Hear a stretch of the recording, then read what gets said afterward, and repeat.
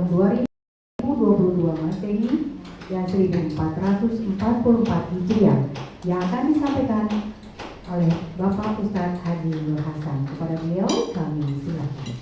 Bismillahirrahmanirrahim. Assalamualaikum warahmatullahi wabarakatuh.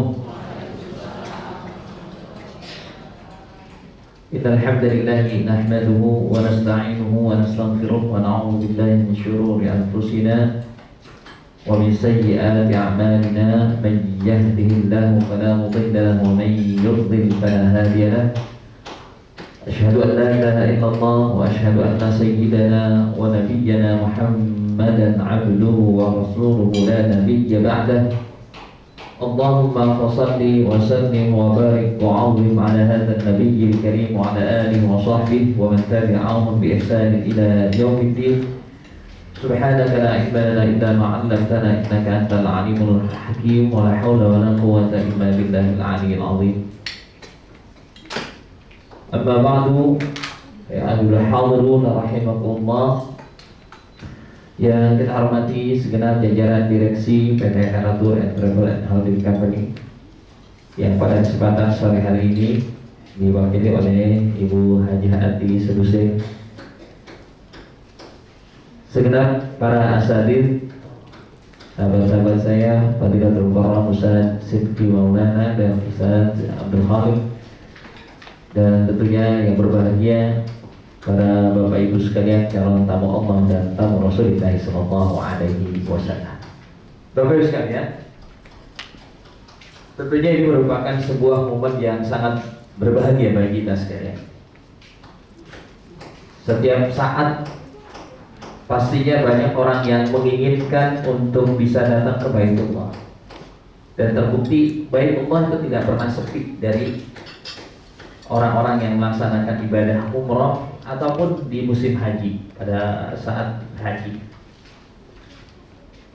Siapapun pasti menginginkan itu, apalagi yang belum pernah sama sekali. Ada yang belum pernah sama sekali umroh? Ada ya? Yang sudah pernah? Banyak juga ya. Saya tanya yang udah pernah. Kira-kira kalau udah pernah berangkat umroh, pernah gak ada ungkapan saya kapok berangkat umroh, saya kapok berangkat haji? Walaupun berbagai macam hal yang kita alami yang tidak mengenakan, pasti ada kerinduan pastinya. Betul kan? Apalagi bagi orang yang belum pernah melaksanakan haji ataupun umroh, maka itu menjadi sebuah cita-cita yang paling besar. Dan tentunya kebahagiaan itu adalah bukan kebahagiaan fisik, tapi kebahagiaan rohani, tidak bisa digambarkan. Ketika kita melihat gambar Baitullah di televisi, orang sedang melaksanakan tawaf, pasti hati kita tertarik, ya, ditarik-tarik rasanya, kapan kita bisa ke sana, kapan kita. Jangankan lihat gambarnya, dengar kalimat labbaik Allahumma labbaik, labbaik la syarika lak labbaik, innal hamda wan ni'mata laka wal mulk la syarika lak. Itulah hati kita, ya Allah, kapan bisa. Ya. Makanya perjalanan haji ataupun umroh ini adalah perjalanan yang spektakuler, perjalanan yang penuh rahasia, yang tentunya setiap orang punya pengalaman yang berbeda-beda. Walaupun travelnya sama, kemudian rombongan di pesawatnya bareng-bareng, sekamar bareng, tapi bisa jadi dalam rasa itu berbeda-beda. Jangankan perjalanan umroh ya atau haji, makanan aja. Bagi orang yang pedas, suka pedas, ketika mencicipi makan pedas, kira-kira enak gak? Tapi bagi orang yang tidak suka, apa yang terjadi? Nggak enak. Begitu juga sebaliknya, apalagi ini perjalanan haji dan umroh. Maka Bapak Ibu sekalian, karena perjalanan umroh ini adalah panggilan Allah semata, maka nanti perlakuan Allah kepada hambanya yang datang itu pun berbeda, tergantung dari kapasitas orang yang melaksanakan ibadah. tergantung dari kedekatan dia kepada Allah, tergantung dari kebiasaan dia di dalam kesehariannya dalam beribadah. Maka jangan heran kalau nanti kita sekamar ada yang terjadi ngeluh. Ngeluhnya bagaimana? Ini koper saya belum datang. Nanya lagi tiap hari, Pak Ustadz udah datang apa belum? Belum. Ini pernah saya alami Bapak sekalian. Tapi kalau bagi orang-orang yang sudah ikhlas, ketika dia tanya, Pak Ustadz ada nggak koper saya? Belum ada Pak. Ya sudah Pak Ustadz, mudah-mudahan nanti kalau belum dia ketemu, dia ketemu di akhirat. Subhanallah, dari perjalanan dari semenjak di Mekah, kan waktu itu kalau nggak salah Mekah dulu, atau saya lupa Madinah dulu. Di Madinah dulu. Madinah dia tanya nggak ada, di Mekah nggak ada. Ketemunya di mana? Pas mau take off lagi. Jadi ketika mau berangkat di Bandara Soekarno-Hatta, ada dia pegang karena disuruh dimasukin di bagasi, dimasukin. Sampai di bandara, Jeddah nggak ketemu. Di Madinah nggak ketemu. Begitu mau balik, ada itu koper. Coba di mana itu ngumpetnya? Coba diuji dong kita. Belum lagi diuji dengan kawan sekamar. Ya, ada saja tiap sekali saya mendamping jamaah pasti ada di antara teman-teman itu yang gesekan-gesekan perasaan yang kadang-kadang membuat tidak nyaman. Ada yang punya kebiasaan kalau masuk kamar mandi meninggalkan jejak. Tapi yang satunya pengen kalau keluar itu selalu bersih. Karena ada model begitu sekamar. Ini saya pernah alami para nyaman. Saya bicara begini karena pengalaman. Jadi yang satu setiap kali habis kamar mandi habis semua basah semua. Yang satu orangnya resik. Jadi ketika mau masuk kamar mandi, Pak masuk duluan. Pak Ustadz. Karena udah tahu kalau habis saya masih bersih kan. Ya, kita jadi berkorban lah, ya kan kita. Ya, kenapa? Karena kita tahu apa cara menggunakan kamar mandi biar supaya nggak becek gitu. Kalau mereka kan nggak tahu, pokoknya yang penting mandi. Karena ada yang mandi di wastafel, bahkan wudhu di tempat. Mohon maaf kalau di sana kan di kamar mandi atau di Mekah, tempat wastafelnya ada, kemudian WC bersampingan itu dengan tempat istinja. Kadang mereka wudhunya di tempat istinja. Ya, ada yang pernah menarik mana? Ada salah seorang jamaah ketika masuk kamar di hotelnya bintang 5. Setiap kali mandi dia keluar lagi. Yang lain dia bingung. Kok yang lain lama-lama di kamar mandi? Kenapa? Dia dosa apa ya Allah? Dia berpikir apa? Banyak dosanya. Akhirnya lama-lama tanya, Ustadz, dosa apa sih Ustadz ya kok? Yang lain enak sekali mandi, kok saya terlalu kepanasan. Emang kenapa Pak? Setiap kali mandi kok panas. Oh ini ada yang salah paham ini. Ayo Pak, kenapa Bapak ketika mandi? Ya ini maksud. Ya iya orang itu malah buat yang panas ini kalau pengen gini. Ya Allah ya. Ya maklum orang tua kadang-kadang kan nggak paham. Berkas alhamdulillah diurus. Yang menarik lagi kadang-kadang di kamar terus kamar yang satu suka rokok, yang satu enggak suka rokok, yang satu suka AC, yang satu nggak suka AC, yang satu kalau tidur pengen terang, yang satu pengennya. Itu masalah-masalah kecil yang tapi kadang-kadang membuat hati kita tidak. Makanya pada saat kita dalam kondisi nanti akan berihram, bacaan yang kita ungkapkan berulang-ulang ini kalimat talbiyah. Labbaik Allahumma, ya Allah aku penuhi panggilanmu. Labbaik la syarika laka labbaik, ya Allah aku penuhi panggilanmu, tiada sekutu bagimu. Innal hamda, sesungguhnya segala pujian, wal nikmata, sesungguhnya segala kenikmatan, laka, hanya bagimu, wal mulka, begitu juga segala kepunyaan, segala kekuasaan, segala kepemilikan itu hanya milikmu. La syarika, tidak ada sekutu. Maksudnya apa? Kalimat ini sederhana. Jadi kita datang ke situ, ke tanah suci Makkah dan Madinah, itu memang sudah Allah panggil. Cuma ketika Allah panggil ada dua kelompok. Jadi ketika kita sampai di tanah suci Makkah maupun Madinah ada dua kelompok. Yang satu nanti akan diterima oleh Allah dan para malaikatnya, ketika kita mengucapkan labbaik Allahumma labbaik, kata malaikat labbaika wa sa'daik. Ini yang diterima. Selamat datang para tamu Allah. Selamat menikmati kebahagiaan. Itu yang diterima. Tapi yang tidak diterima, la labbaika wa la sa'daik. Kalian boleh mengucapkan labbaik, tapi kata malaikat tidak ada panggilan buat kalian, tidak ada undangan buat kalian, dan tidak ada kebahagiaan buat kalian. Ini yang perlu dicatat. Kalau kita di sana selama berada di dua kota suci nggak nyaman, istighfar, mohon ampun. Pasti ada sesuatu yang salah dengan diri kita. Kenapa? Karena hari itu kita menjadi tamu Allah dan tamu Rasulnya. Pasti kita nyaman di sana. Kalau kita nggak merasa nyaman, pasti ada yang salah. Kecuali semuanya nggak nyaman satu travel, berarti salah travelnya. Benar. Tapi kalau gimana? Wah enak banget. Yang tanya, wah kita buru-buru istighfar. Wah ketika kita merasakan gimana itu? Enak-enak ada yang nikmat. Wah. Jadi sudah dapat diketahui itu bahwasanya kalau kita datang ke sana dengan niat yang tulus, ikhlas lillahi ta'ala, dengan zadil halal, kemudian ongkos yang kita gunakan adalah ongkos yang betul-betul halal, maka pastinya kita akan merasakan kenikmatan yang luar biasa. Di Madinah nikmat, saking nikmatnya masuk alam lain. Orang-orang lagi asik bayar tadarus, kita juga asik masuk alam lain. Jadi ketika kita berada di Madinah, maka insya Allah yang akan kita rasakan aura mahabbah kepada Rasulullah SAW.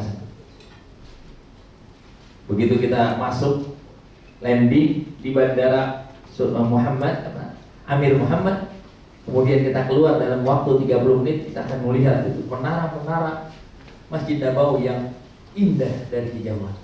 Itu hati udah mulai gemeter. Ya, kita akan merasakan ya Allah betapa Rasulullah SAW sangat mencintai kami, diundang hari ini untuk bisa menziarahi beliau. Maka perbanyak salawat. Ketika kita sudah merasakan getaran-getaran semakin mendekat ke kota Madinah, semakin dekat kita dengan Masjid Nabawi, maka saat itulah perbanyak salawat. Sampai kapan? Sampai kita meninggalkan kota Madinah. Kalau bisa ketika kita bersalawat, kita bisa menangis karena rasa gembira kita kepada baginda Rasulullah SAW. Allahumma shalli wa sallim wa barik alaihi wa ala. Jadi di situ nanti. Poin yang pertama adalah rasa bahagia.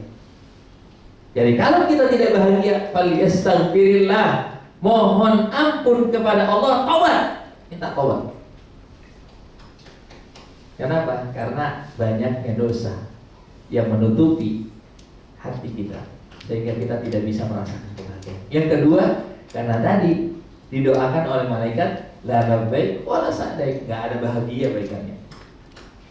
Koper hilang, sendal hilang, duit hilang, sama teman enggak kecocok. Hati-hati, pokoknya udah istighfar.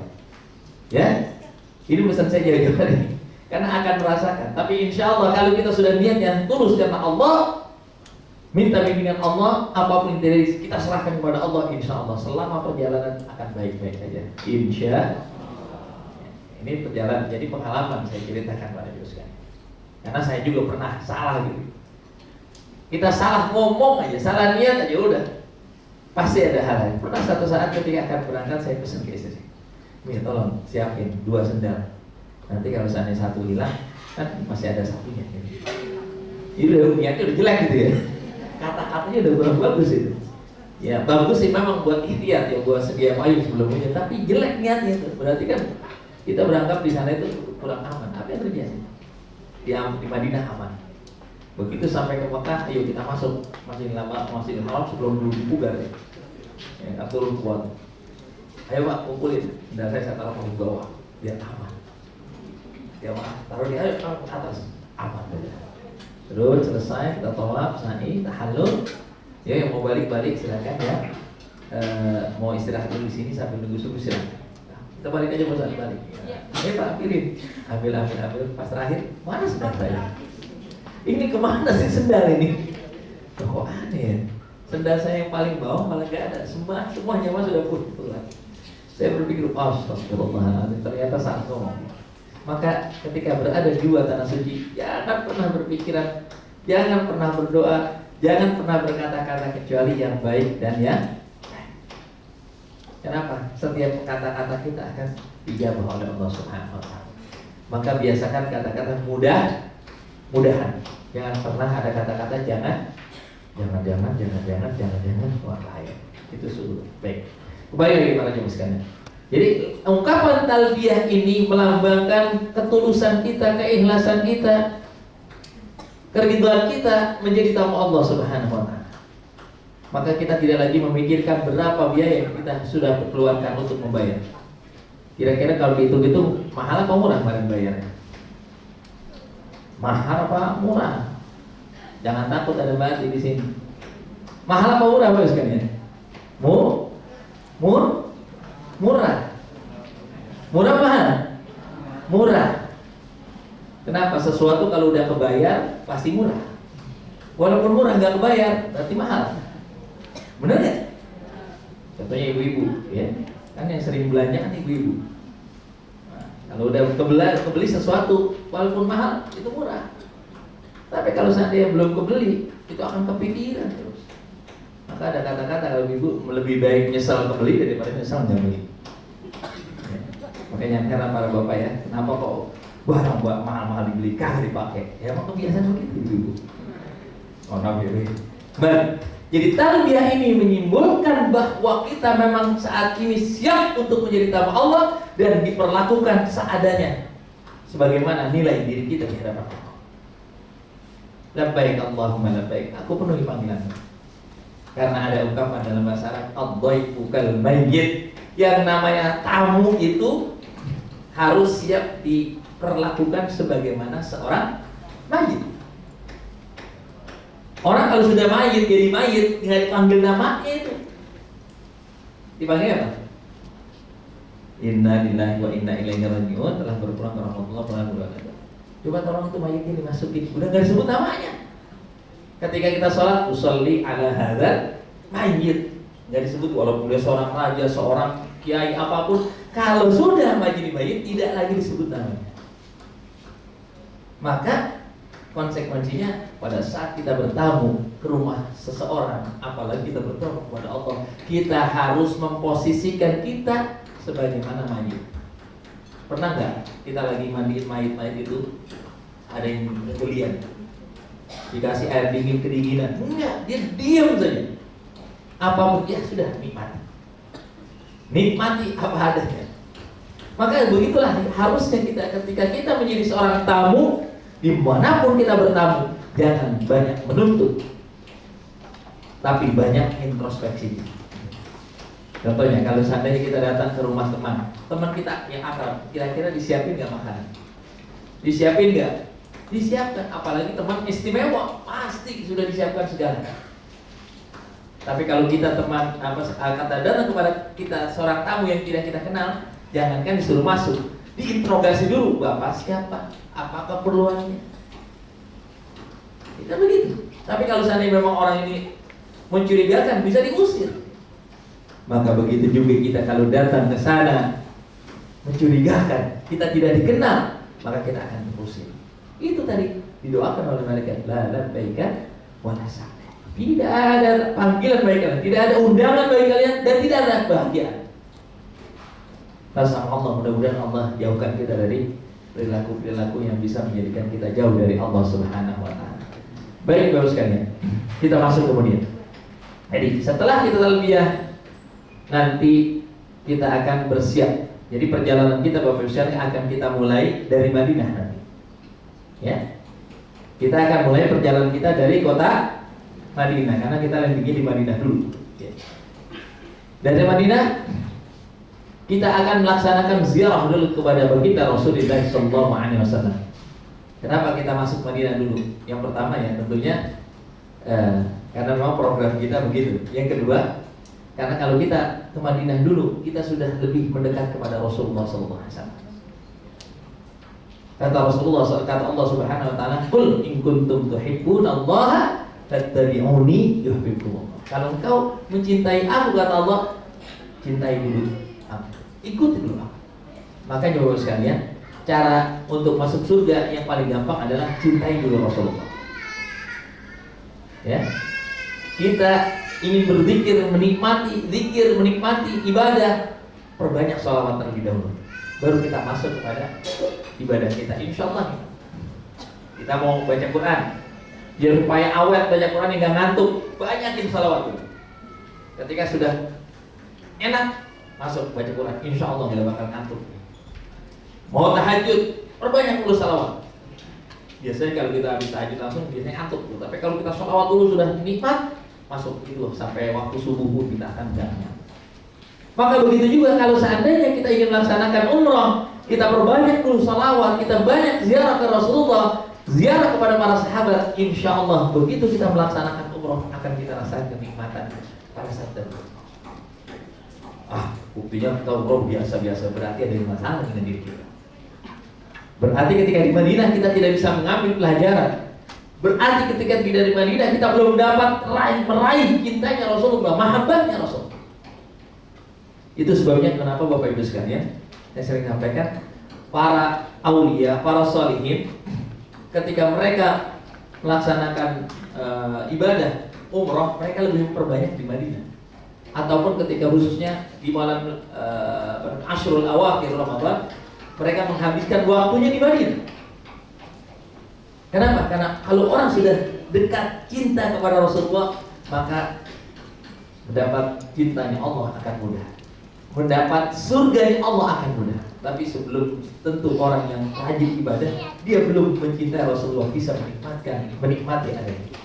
Oleh sebab itu wajib ziarah Madinah ini adalah merupakan salah satu hal yang sangat dianjurkan. Bahkan Rasulullah SAW sendiri yang memerintahkan, man zarani, barang siapa menziarahiku ba'da mamati, setelah aku meninggal, fa'annama zarani fi hayati atau kama qala sallallahu, maka dia sama saja dengan menziarahiku ketika aku masih hidup. Jadi Rasulullah SAW dalam hadis saya mengatakan, ma min ahadin yusallimu alayya, tidak ada seorang di antara kalian mengucap salam ya kepada Rasulullah, bersalawat kepada Rasulullah, illa raddallahu alaihi ruhi, kecuali Allah Subhanahu wa taala mengembalikan ruhku kepada jasadku, hatta arudda alaihi salam, sampai aku kemudian jawab salam-salam mereka. Pertanyaannya, pernahkah ada waktu kosong orang tidak membaca salawat? Tidak.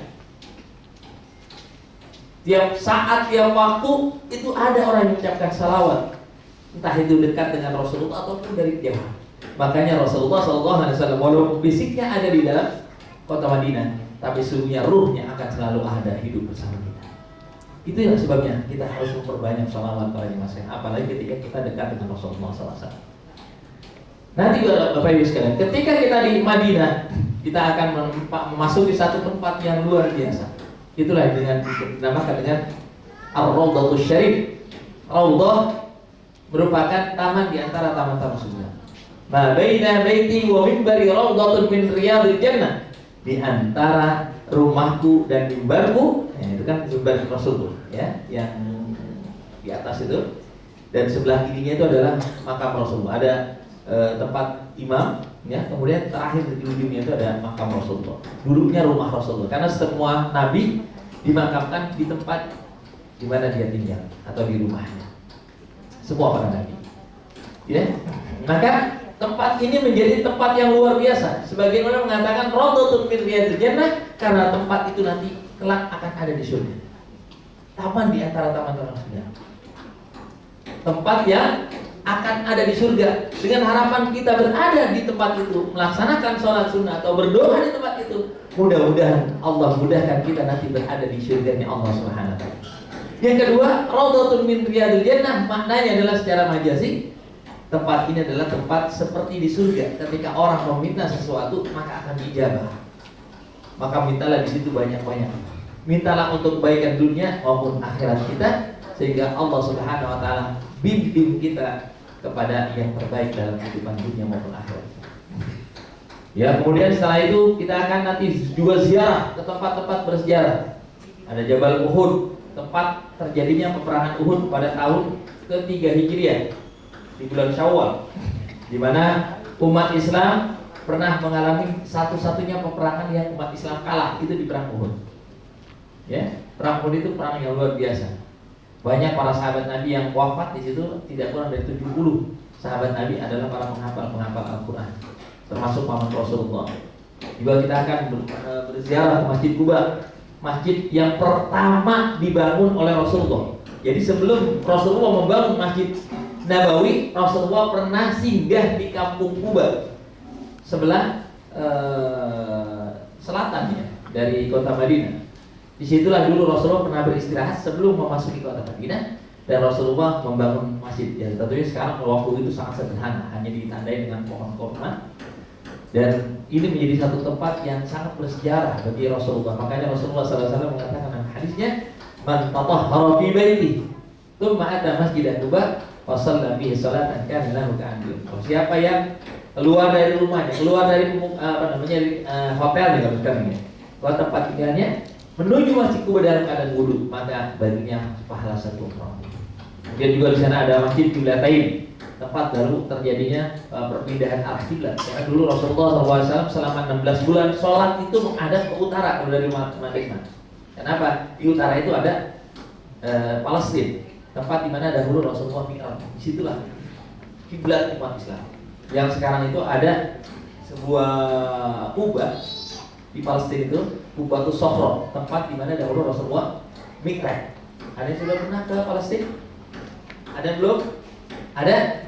Belum ada. Nanti pulang dari umroh datang lagi ya. Berarti saya mau pergi ke Palestina. Iya, silahkan. Nanti gitu. Karena di sana juga ada salah satu tempat yang sangat bersejarah bagi jamaah sekalian. Tempat juga tempat mustajab ketika kita berdoa. Ya. Jadi inilah masjid yang punya 2 kiblat. Jadi setelah 16 bulan Rasulullah SAW sholat setelah pulang dari Isra dan Mi'raj menghadap ke Baitul Maqdis, kemudian beralih kiblatnya 180 derajat menjadi ke arah selatan, yaitu kota Mekah Al-Mukarramah.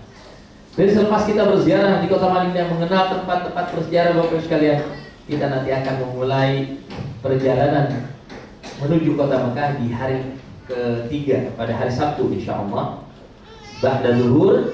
Jadi sebelum sholat zuhur Bapak Ibu sekalian sudah mandi ihram, sudah berpakaian ihram, kemudian menuju Masjid Nabawi untuk pelaksanaan sholat zuhur dan asar dengan dijamak takdim. Dengan dijamak takdim bisa dikosor 2 rakaat, tapi 2 rakaat yang pertama nggak mungkin ya, karena zuhurnya kita ikuti imam. Untuk asarnya bisa kita laksanakan dengan menjamak saja 4 rakaat juga, zuhurnya 4 rakaat misalnya, kemudian 4 rakaat kita sendiri atau dengan teman, ataupun 4 rakaat bersama imam, 2 rakaat kita laksanakan dengan dikosor ya. Karena kita masih dalam keadaan musafir. Setelah itu kita kembali ke hotel, persiapkan perjalanan kita menuju ke Bir Ali. Nah, dari Bir Ali lah kita akan memulai perjalanan umroh kita. Karena kita datang dari Madinah, maka mikot kita atau starting point kita akan melaksanakan mikot, maka memasang niat ihram itu untuk berumroh adalah di Dzul Hulaifah atau yang dikenal dengan Bir Ali. Dan ini adalah merupakan rukun pertama dari umroh. Ya kalau kita tinggalkan berarti batal. Walaupun kita sudah tawaf, kita sa'i, sudah tahallul, kalau nggak ada niat maka batal. Ya, jadi itu merupakan rukun yang tidak bisa ditinggalkan. Bagaimana niatnya, sudah hafal kan semua? Tadi sudah ada di situ melihatkan ya, bagaimana cara niat kita ketika kita berada di Bir Ali. Niatnya cuma singkat, labbaika Allahumma umratan. Apa? Labbaika Allahumma umratan. Ya Allah, aku penuhi panggilanmu untuk berumrah. Sudah tuh, mulai saat itu mulai yang namanya larang-larang ihram mulai berlaku. Atau lebih lengkapnya, nawaitul umrata wa ahramtu biha lillahi ta'ala. Aku niat untuk berumrah dan berihram karenanya untuk meraih ridha Allah Subhanahu wa taala. Baru setelah itu kita akan menuju kota Mekah, ya, dan dianjurkan memperbanyak talbiyah. Diperkirakan sekitar waktu Isya kita sudah akan tiba di kota Makkah. Maka sepanjang perjalanan dari Bin Ali sampai kota Mekah harus menjaga larangan-larangan ihram. Apa saja itu larangan ihram? Tuh, nggak boleh bagi laki-laki menutup kepala langsung. Ya kalau pakai payung boleh. Saat ini juga masih panas kan nggak salah. Diperkirakan antara 36 sampai 40. Kalau kemarin 2 minggu yang lalu saya berangkat tuh masih di atas 40, sekitar 40 sampai 45 derajat. Mungkin sekarang sudah mulai turun ya, mungkin antara 36 sampai 40-an. Lumayan panas teruskan. Maka dibolehkan bawa kacamata hitam. Mana berdisikan itu namanya pantulan cahaya. Jadi tidak boleh bagi laki-laki menutup kepala dengan topi atau yang sejenisnya. Kemudian tidak juga boleh memakai pakaian yang berjahit bagi laki-laki. Ya, entah itu celana dalam ataupun singlet dan sebagainya. Bagaimana dengan tas, selempang, jam tangan? Boleh berjahit karena itu bukan pakaian utama. Kemudian tidak juga diperbolehkan memakai alas kaki yang menutup mata kaki seperti sepatu gitu ya. Itu diganti dengan sandal. Kemudian bagi wanita tidak boleh menutup muka dan telapak tangan, sementara bagian lain harus tertutup. Dan dua bagian itu, muka dan telapak tangan, harus terbuka. Jadi kalau laki-laki dianjurkan terbuka, sementara perempuan dianjurkan untuk menutup, kecuali dua bagian. Ya. Kemudian tidak lagi diperkenankan bagi laki-laki dan perempuan untuk memotong kuku baik dengan alat potong ataupun dengan gigi. Kadang-kadang kita iseng. Nah, mencabut bulu atau rambut ya, di kepala atau bagian lain. Kemudian juga bagi wanita dilarang untuk bermake up, pakai eyeshadow, pakai apa namanya ini? Apa ini? Blush on, blush on begitu dah. Termasuk pakai lipstick dan seterusnya. Dilarang bertengkar, berdebat. La rafata wala fusuq wala jidal. Ada rafata wala fusuq wala jidal. Tidak boleh bertengkar, berdebat atau berkata-kata yang agak miring-miring. Ada porno. Melakukan hubungan suami istri, itu bisa menjadikan batal umroh kita. Bahkan bisa didenda dengan 1 ekor onta. Jadi mahalan bayar dendanya ketimbang umrohnya. Ya. Karena 1 onta itu biaya kalau kita beli sekitar 10.000 real. 10.000 berarti kan hampir 40 juta. Padahal biaya umroh nggak sampai segitu. Hanya jaga-jaga, hanya cuma 12 jam. Mencabut tanaman atau bunuh binatang. Ya, maka jaga betul-betul etika kita. Apa maksudnya dari semua larangan-larangan ihram? Apa hikmahnya? Banyak larangan-larangan ihram yang sebetulnya kalau kita lakukan di luar waktu ihram sah-sah saja. Potong kuku, orang kuku kita. Ya nggak boleh kalau kuku orang kita potong ini. Apalagi istri orang yang jadi masalah. Ya. Kemudian pakai wangian hal yang biasa. Tapi kenapa pada saat kita berihram kita dilarang untuk itu? Bahkan kalau kita tetap lakukan, kita wajib dengan memotong seekor kambing. Padahal nggak imbang. Kambing dengan kuku, kambing dengan wangian.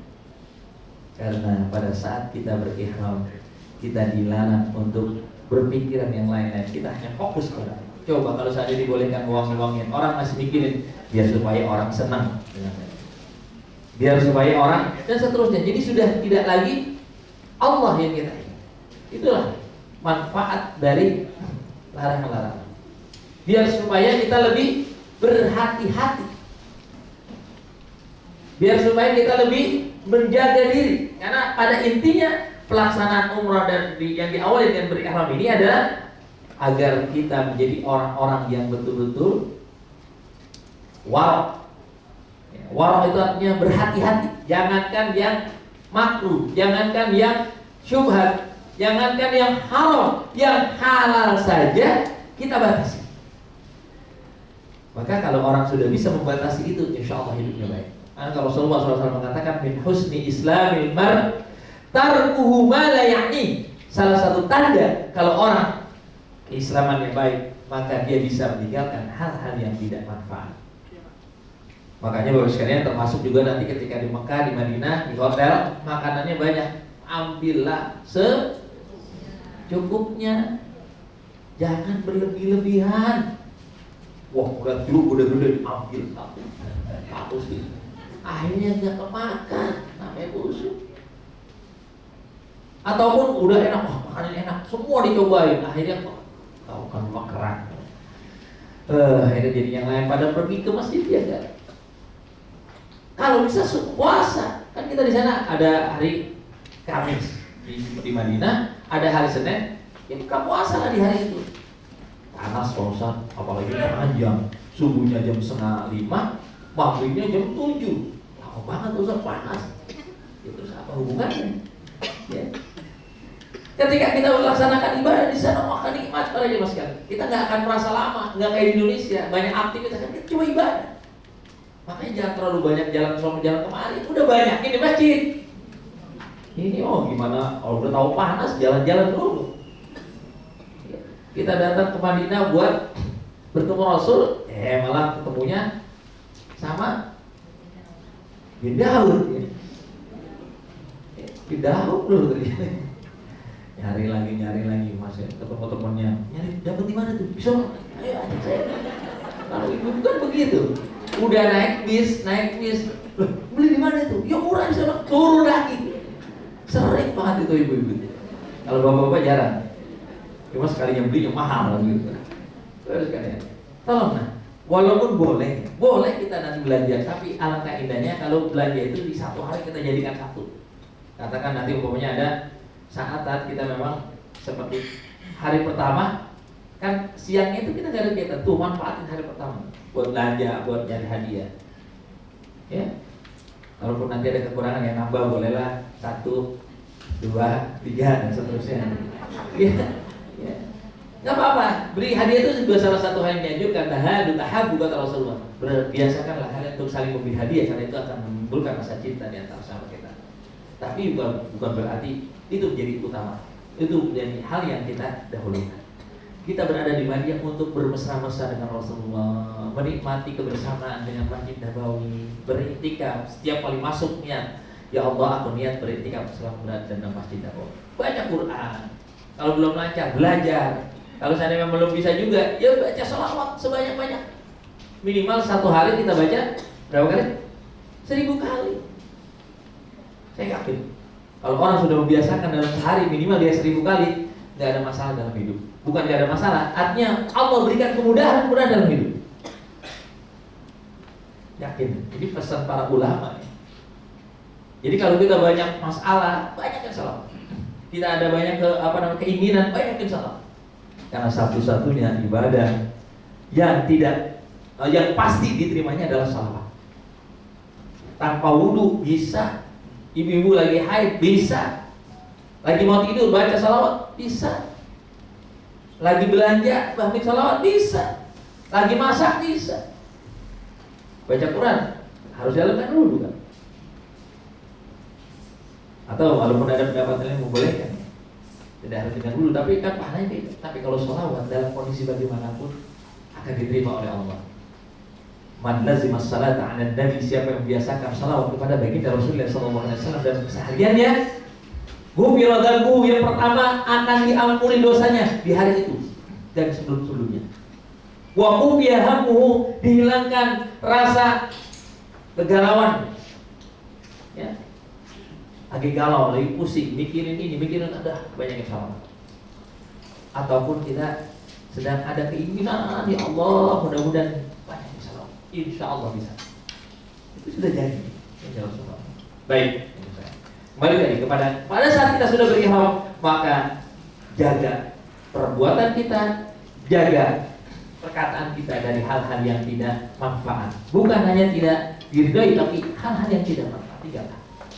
Baik, sampai di tanah suci Mekah kita akan check in hotel, kemudian kita melaksanakan sholat berjamaah, yaitu sholat isya dan maghrib kita jamak akhir. Kalau zuhur dan asar jamak takdim di Masjid Nabawi, untuk sholat maghrib dan isyanya kita jamak akhir di Masjid Al-Haram. Akan diimami oleh para imam Masjidil Haram, yaitu para pembimbingnya, karena mereka biasa mengimami di sana. Ya, baik. Nanti sampai di sana kita akan melaksanakan tawaf. Apa itu tawaf? Tawaf itu artinya mengelilingi Ka'bah, mengelilingi Baitullah. Berapa putaran? Kenapa 7 putaran? Kenapa enggak 10 putaran? Kenapa kita bertawaf 7 putaran? Ya karena memang dari sana begitu, kan? Ya itu semua juga tahu.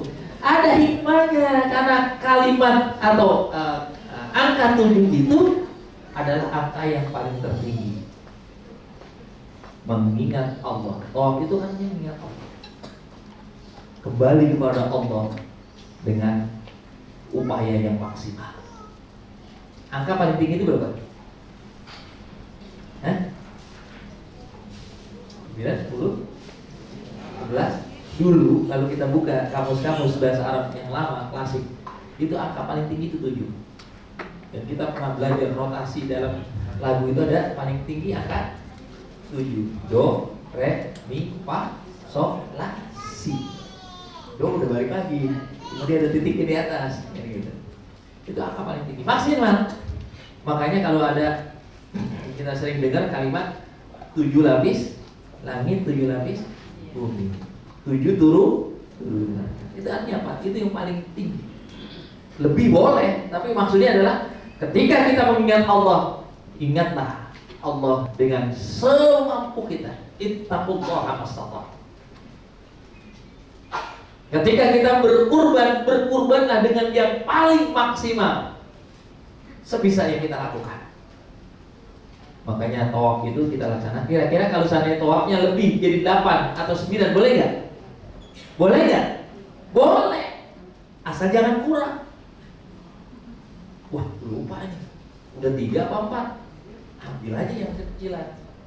Ntar kelebihan, nggak masalah kalau lebih. Yang masalah itu kalau kurang. Kalau kurang berarti nyasar tawaf kita. Ya. Makanya Bapak sekalian, tawaf ini seperti sholat, maka wajib dilaksanakan dalam keadaan wudu. Bagaimana kalau batal, buang angin? Wudu lagi. Ulang lagi dari awal? Ya, tinggal nambahin kekurangannya yang tadi. Wah, tadi di mana batalnya? Maka kita mulai dari start pertama itu rukun Hajar Aswad. Tadi udah sampai mana? Ya udah, mulai nanti hitungan berikutnya dari Hajar Aswad lagi. Mau baru dapat 2,5, ambil aja baru dapat 2. Mulai lagi nanti yang ketiga dari Hajar Aswad. Maka ketika kita dalam keadaan fokuskan hati kita, pikiran kita dengan Allah Subhanahu wa taala. Sebelum kita melaksanakan tawaf, disunnahkan kita memandang Baitullah. Jadi sebelum kita tawaf, dianjurkan kita mandang dulu Baitullah sambil kita Allahumma zid hadzal baita tashrifan wa ta'ziman wa takriman wa mahabatan wa zid man syarrafahu 'azzamahu wa karramahu mimman hajjahu wa i'tamarahu tashrifan wa ta'ziman wa takriman wa mahabatan birra. Ya Allah, zid, tambahkan hadzal baita, rumah ini, tashrifan, dengan kemuliaan, sebagaimana engkau tambahkan orang yang berumrah dan berhaji dengan penuh kemuliaan dan kebaikan. Begitu. Jadi kita mohon ketika kita memandang Baitullah, sampai kapan kita mandangin? Sampai menetes air mata. Kalau orang ketika memandang Baitullah nggak menetes air mata, nggak akan bisa merasakan kenikmatan pada saat tawaf. Yakin. Jadi kalau kita ingin menikmati tawaf dalam kondisi nikmat syahdu, pandangi Baitullah sampai air mata itu menetes. Sejatinya sebetulnya bukan hanya ketika memandang Baitullah, waktu kita sampai di kota Mekah harusnya sudah bisa nangis. Begitu kita masuk nanti dari arah Tan'im, masuk Masjid Siti Aisyah, tempat biasa kita mengambil mikot kalau kita sudah di Mekah, harusnya dari situ udah terasa getaran-getaran. Namanya juga kota Makkah. Makkah itu dia kata Baka ya Beki. Di Al-Quran namanya Baka. Orang yang memasuki kota Makkah harusnya dalam keadaan dia menangis, gembira, bersyukur kepada Allah. Kalau belum bisa, ketika kita memandang Baitullah harusnya kita bisa menangis gembira. Kalau sampai ketika kita memandang Baitullah belum bisa menangis, falyastagfirillah, mohon ampun kepada Allah, istighfar banyak, istighfar, astagfirullah, ya Allah, lembutkan hati. Saya kita tawaf, kita bersa'i. Sa'i artinya adalah usaha. Jadi selesai kita melaksanakan hubungan kita kepada Allah, membangun hubungan kita baik kepada Allah, maka bangun pula hubungan kita kepada sesama. Maka sa'i itu karena simbol hubungan antar sesama, tidak harus dalam keadaan wudu. Begitu mau mulai sa'i batal, lanjut. Kalau mau wudu silahkan, lebih afdal. Ya. Karena itu tidak diwajibkan dalam keadaan. Berapa kali? Tetap sama, 7 kali bolak-balik dari sofa marwa wa sofa di akhir di marwah, yaitu dengan bertahallul. Sofa artinya kemurnian. Maka mulailah setiap usaha, setiap kerjaan kita, setiap ikhtiar kita dengan memohon kepada Allah. Marwah artinya terpenuhi. Maka siapa-siapa yang ketika berusaha, ketika bekerja, niatnya karena Allah, maka dia akan meraih apa yang dia cita-citakan. Dimudahkan oleh Allah Subhanahu. Betapa banyak orang ada kadang-kadang lupa.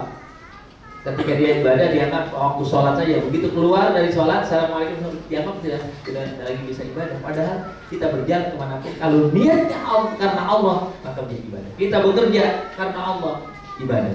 Kita jalan ke tempat kita bekerja, ke tempat kita usaha karena Allah, maka ibadah. Maka orang-orang yang betul-betul umrohnya masuk ke dalam hatinya, sepulang dari umroh dia akan melakukan satu perubahan besar dalam kehidupannya, baik pola pikir maupun pola hidup. Bapak sekalian dan Allah, maka perjalanan umroh kita ditutup dengan bertahallul. Sampai di Marwah kita akan memotong rambut kita, itu simbol bahwa selesai sudah pelaksanaan umroh kita, selesai sudah pelaksanaan ihram kita, yang berarti setelah itu larangan-larangan ihram sudah tidak lagi berlaku. Kita sudah normal kembali, tapi yang tetap harus kita jaga adalah bagaimana nilai-nilai ihram itu harus kita praktekkan dalam sana. Jaga perkataan dan jaga perbuatan. Bapak dan sekalian dari rahmat Allah, selanjutnya saya akan praktekkan cara penggunaan ihram. Ini khusus buat bapak-bapak ya. Jadi ihram ini bagi ibu-ibu itu pakaiannya adalah sama dengan pakaian waktu sholat, terbuka muka dan telapak tangan, yang lainnya harus tertutup. Sementara bagi bapak-bapak, ihramnya itu hanya 2 helai. Bagian atas namanya rida, bagian bawah namanya izar. Rida, izar.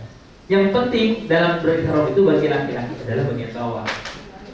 Karena kalau bagian atas terlepas nggak ada masalah. Tapi kalau bagian bawah yang lepas, masalah besar. Masalah bagi bapak-bapak maupun masalah bagi yang melihatnya. Jadi pakaian ihram itu simple. Ya, yang penting dia menutup aurat, bebas bergerak dan aman. Saya akan praktekkan. Banyak cara sebetulnya. Jangan asal pakai.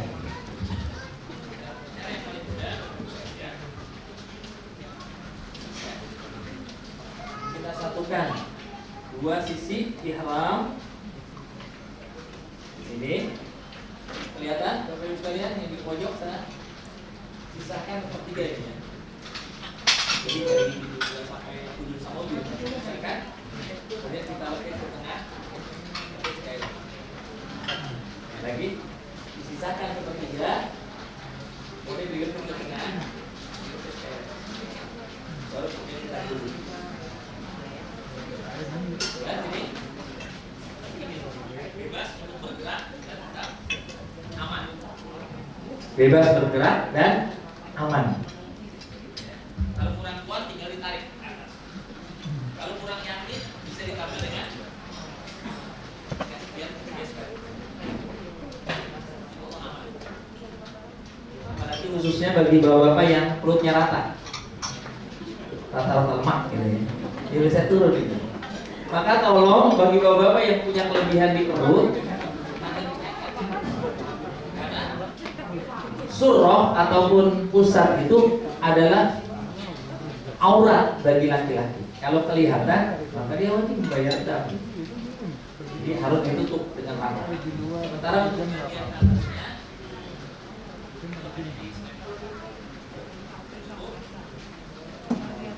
bagian tangannya kiri, kanan kiri lebih pendek.